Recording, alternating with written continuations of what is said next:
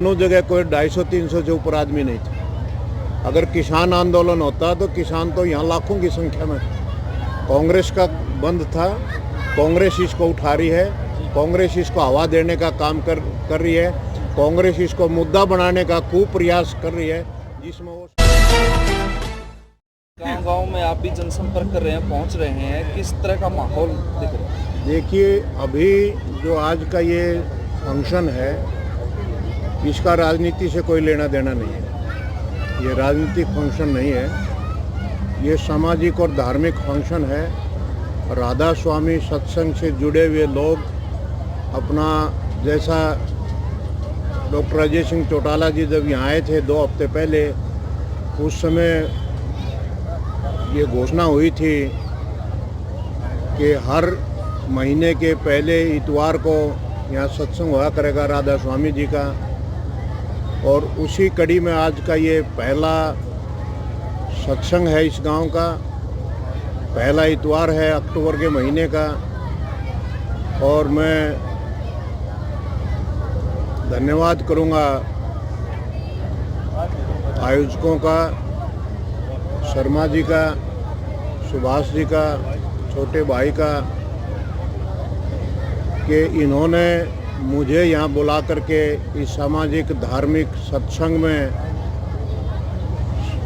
शरीक होने का मौका दिया। और मैं इन्हें बधाई भी दूंगा और इन्हें अपनी शुभकामनाएं भी देना चाहूँगा कि इनका ये सत्संग दिन दुगनी रात चौगनी तरक्की करे, ज़्यादा से ज़्यादा लोग राधा स्वामी के इस गुरबाणी से जुड़ें और धार्मिक लाभ प्राप्त करें। क्योंकि ये जो राधा स्वामी जी का जो सत्संग है, जहाँ कहीं पर भी हम इनकी भाषा सुनते हैं, इनकी वाणी सुनते हैं, ये इंसान को अच्छे रास्ते पर ले जाने के लिए प्रेरित करते हैं। और मैं चाहूँगा कि ज़्यादा से ज़्यादा लोग इस सत्संग से जुड़ें। और क्योंकि आज मुझे अवसर मिला है इस पहले सत्संग का श्री गणेश करने का, तो मैं अपने आप को सौभाग्यशाली समझता हूँ कि मुझे ये अवसर दिया, और इसके लिए मैं बहुत बहुत धन्यवाद भी करता हूँ। और आप सबको भी धन्यवाद करता हूँ कि आपने इस सामाजिक धार्मिक अवसर पर पधार करके इसको मीडिया में कवर करने का आपने काम किया। आपका भी बहुत बहुत धन्यवाद। भाई साहब, आपने देखा कि इन ऐसे प्रोग्रामों में जो एक खासकर युवा और पुरुषों की जो संख्या वो कम रहती है, ऐसे लोगों के लिए क्या कहोगे? मैं तो ये कहूँगा कि सभी को हिस्सेदारी करनी चाहिए, लेकिन अगर महिलाएं भी करती हैं तो भी बहुत अच्छी बात है, क्योंकि घर को चलाने वाली महिलाएं हैं।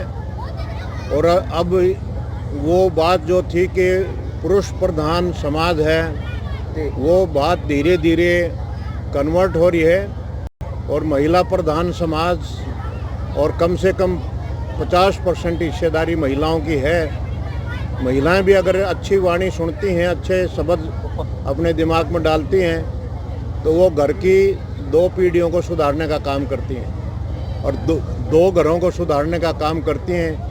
वो ससुराल को भी सुधारती हैं और पीर को भी सुधारती हैं। तो अगर और महिलाएं भी इसमें हिस्सा लेती हैं, धीरे धीरे पुरुष भी बढ़ेंगे। पुरुषों की भी संख्या मैंने देखी है, हज़ारों की संख्या में। महाराज जी दिनोद से जब वाणी करते हैं तो हज़ारों की संख्या में पुरुष भी होते हैं, हज़ारों की संख्या में महिलाएं भी होती हैं। यहाँ महिलाओं की संख्या ज़्यादा है। मैं तो ये कहूँगा कि ये सौभाग्य की बात है।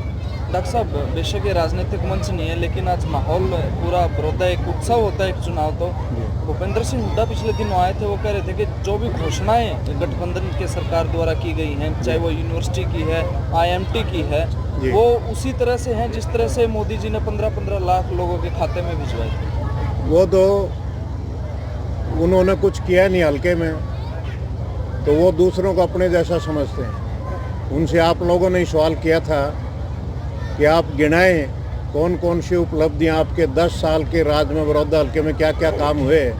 वो जल्ला उठे थे और वो एक भी उपलब्धि बड़ौदा हल्के में नहीं गिना पाए थे। तो वो दूसरों को भी अपने जैसा समझते हैं, जबकि मैं ये हकीकत के साथ बहुत स्पष्ट शब्दों में ये कहना चाहूँगा कि जो भी घोषणाएं गठबंधन सरकार ने की हैं वो उनको मूर्त रूप दिया जाएगा और वो बहुत जल्दी जो है ना धरातल के ऊपर सच्ची साबित होंगे। डॉक्टर साहब, गठबंधन जो सरकार हरियाणा में वो कहते हैं कि विकास के मुद्दे पर हम उतरेंगे। भूपेंद्र सिंह हुड्डा भी ये कह रहा है कि हम भी विकास गिनाएंगे, लिस्ट में बनाऊंगा और वो चुनाव में गिनवाऊंगा।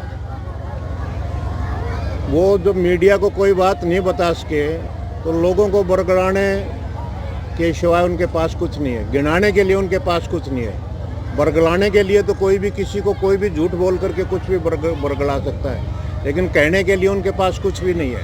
अच्छा, एक बड़ा उनके राज में ना कोई स्कूल अपग्रेड हुआ, उनके राज में एक भी कोई रजवाया नहीं बना, उनके राज में कोई कॉलेज नहीं बना, उनके राज में कोई शिक्षण संस्थान का विकास नहीं हुआ, उनके राज में कोई किसी तरह की कोई यहाँ बड़ौदा हल्के में चम्मन गांव में कोई कारखाना नहीं लगा, कोई फैक्ट्री नहीं लगी, कोई किसी तरीके का भी एक भी गांव में एक भी काम गिनाने लायक उनके पास नहीं है।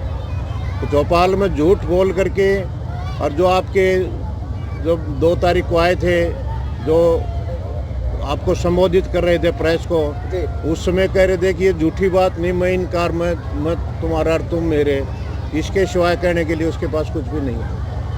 अच्छा, एक बात जो मैं आपसे जानना चाहता हूँ, लोग भी जानना चाहते हैं क्योंकि लोगों से जुड़ा यह सवाल है कि जो आपकी सरकार के द्वारा लोगों को सौगात देने की बात आई है, चाहे यूनिवर्सिटी की बात है, चाहे राइस मिल की बात है, चाहे IIMT की बात है, लोग कहते हैं कि चुनावी जुमला हो सकता है। इसे धरातल पे लेके आने के लिए कितना समय और लगेगा और कितना काम जो है सरकार कर चुकी है और कहाँ तक जा चुकी है? सरकार काम शुरू कर चुकी है। जमीन का जो है अधिकारियों ने सर्वेक्षण शुरू कर दिया है।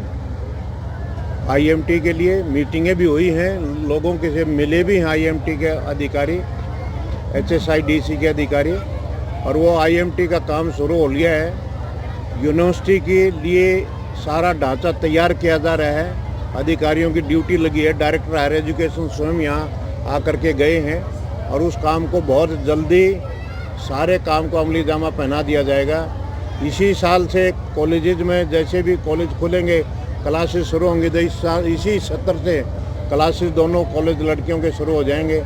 सारे काम जो है वो बहुत अच्छे ढंग से और विधिवत रूप से गठबंधन सरकार करने का काम करेगी। डॉक्टर साहब, किसान आंदोलन लगातार बढ़ता ही जा रहा है, क्या लगता नहीं कि प्रोडक्ट चुनाव के अंदर किसान कहीं पर भी किसान आंदोलन जब हमने देखा 2 गोहाना में 2 जगह किसानों ने रुखी में और फिर मदीने में 2 जगह बंद लगाया और दोनों जगह कोई 250-300 से ऊपर आदमी नहीं थे।